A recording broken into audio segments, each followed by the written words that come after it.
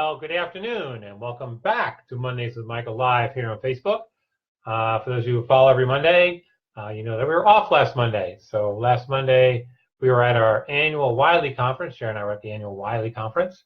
A few days with some of our Wiley partners, about 600 of them, and the Wiley staff. They introduced new products, talk about how to use our products. A couple of things I'll probably talk to you about over the next couple of weeks as far as what happened at the conference, but it's always good to learn. So we did learn a lot of things last week. And it's always good to reconnect with friends. So we have a lot of great friends who are our business partners, if you will, across the country that do a lot what we do, colleagues, if you will. So it's always good to see them, catch up. How's the family? How's things are going? As they say, our group is graying a little bit. So what's kind of next for all of us? So anyway, it's a good week in Chicago. A lot of great food, a lot of great eats.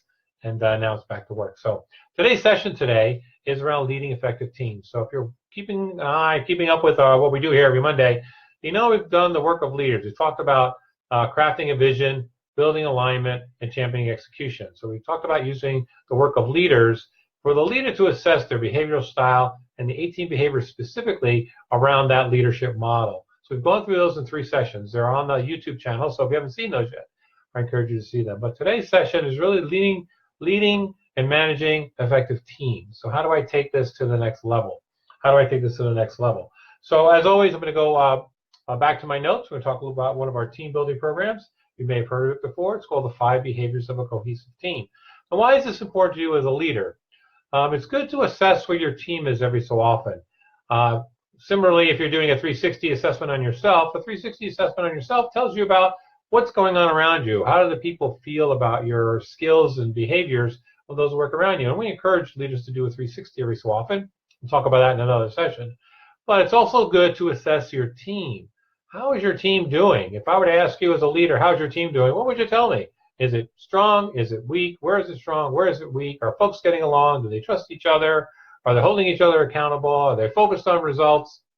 How would you know all this information? But lucky for you, we have an assessment that can do that for you. It's called the 5 Behaviors of a Cohesive Team. And not only will it help your team work better together, it will help your team meetings be more productive. It'll help your folks get along better together. It will hold them accountable to each other rather than just accountable to you. So there's a lot of great things that come out of doing this training program and assessing your team.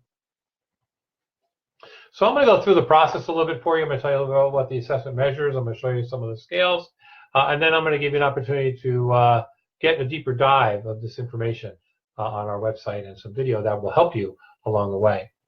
So the way the process works is your team takes an assessment. So we have to assess where your team is, how they feel about certain parts of the work. So we assess in 5 areas. We assess trust, conflict, commitment, accountability, and results.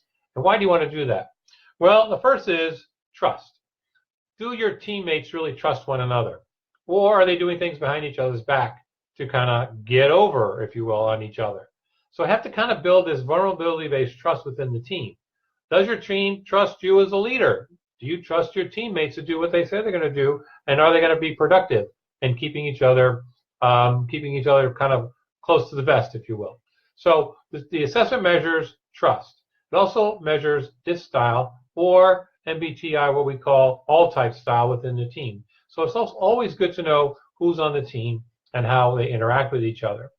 The assessment does give you the ability to run a comparison report. We'll talk to you a little more about that. For those of you who use DISC, you understand what that is. So we first measure how the trust level is on the team. And if the trust level is low, we need to talk about that. So there are a lot of questions we do in the facilitated session around trust. And then we get into conflict. And we want to talk about getting into healthy conflict. And conflict isn't always a bad thing. Conflict is just a disagreement of ideas of 2 people on the team. But how do you have this conversation in a productive way? So we talk about this conflict. We talk about healthy conflict. We have folks get into different groups based on style and talk about what's important to them in conflict. So there's a lot of interactivity in the conflict portion of the training program. After conflict, we go to commitment. Now, how do we get commitment? So we talk a lot about commitment as far as getting folks to share their ideas. So the concept here is if team members get a chance to weigh in on decision, give their ideas, give some direction to the team, they more be apt to buy in whether their decision is selected or not. So we call it weighing in to buy-in. or buying in to weigh in, however you want to do that. But they definitely need to weigh in before you get them to buy in. So how can you get them to commit to decisions? Give them a chance to share, give them a chance to give feedback on the direction of the team. The next is accountability, holding one another accountable. And we find this is probably one of the toughest areas for teams really to grasp, especially in those areas where they're hierarchical, where the only person I'm really responsible for reporting to or accountable to is my boss. You may be my teammate, I like working with you, you're a good person, but I'm only accountable to the boss because they do my year-end evaluation. They're going to decide whether I get a pay raise. But in this model, you want to kind of take that off to the side. And that's an important relationship, and you want to keep that relationship with your boss. This is holding team members accountable so that there's an accountability sideways within the team, not just up and down. So if somebody is kind of falling off on getting their report done or getting something turned in, teammates should be able to keep each other accountable. So we get to a deeper dive discussion of where the team is on accountability and what that team can work on to increase their accountability to each other.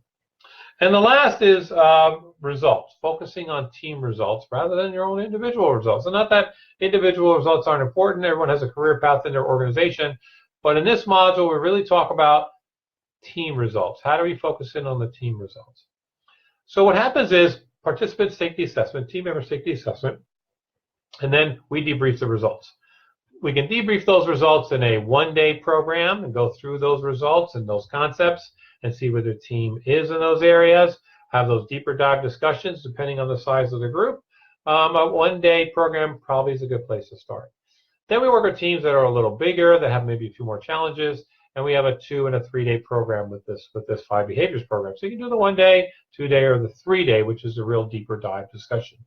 As I mentioned earlier, there are comparison reports, so I can compare my personal 5 behaviors report, including this style, to others on the team, and then I can have these deeper dive discussions with folks one-on-one.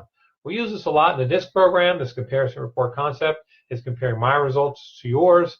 It's good to grab a cup of coffee and just have this deeper dive discussion, either in a coffee shop up the road or in an office. So run these comparison reports. We do that for the teams, and then they can have those deeper dive discussions. And then we try to apply some of these concepts. So we encourage team leaders to keep these concepts alive, and we give them a lot of tools to use in team meetings and post-training so that you can keep these 5 concepts alive within your team. And then we suggest when we do come back and reassess the team 6, 8, 10 months later on these same concepts, and we compare the previous report results to the current report results. We call it the progress report. So this is, I'm showing you the actual report here, how it gets measured, results, accountability, commitment, conflict, and trust. So we run a comparison report. We compare the results of the first time we ran this to the second time we ran this, and then we see where the delta is. And we go back in. We usually facilitate for a couple, 3 hours. We talk about the strengths of the team, where they're improving. But then again, we want to take a look at those areas that the team is really struggling with, and why is that happening? We try to have that open, honest discussion with the group about what's happening. So that's what the assessment does, and that's what the progress report does, and that was what the comparison report does. So what I'm going to do for you today is I'm going to put a link into the chat. It's going to give you some information about the program, and then I'm going to give you, let you take a look at a video, one of the video clips from the program. It's from Patrick Lencioni. I really like the video. I think it really talks about the concepts and why this is important, and why, as a leader, having these concepts and doing this type of work is important to what you want to do. I see we're coming up to close to the end of our time, but I do want to talk a little bit about our next session.